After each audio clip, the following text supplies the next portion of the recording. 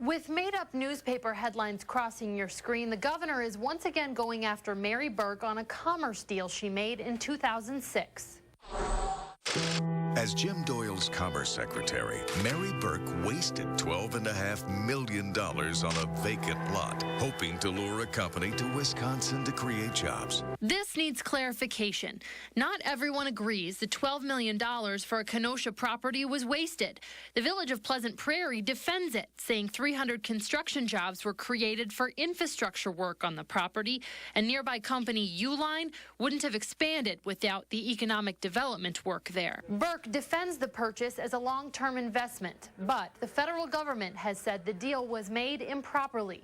Today, the lot is still vacant, and the federal government is demanding the state pay the money back, meaning Mary Burke's boondoggle could cost taxpayers nearly $25 million.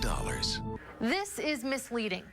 Walker says Burke's Commerce Department spent $12.5 million on the deal and now has to repay $12.5 million to the feds, adding up to $25 million. But it's not that simple. The money for the land was actually a federal grant to the state, which gave $12.5 million to Pleasant Prairie, who awarded it to the Kenosha Area Business Alliance, or CABA, to buy the property. The deal said if 2,400 jobs didn't come, CABA had to pay the state back or hand over the land. The feds now say this deal was improper and are asking the state for $6 million in cash back and a cut in future grants of $6 million. So here's our math.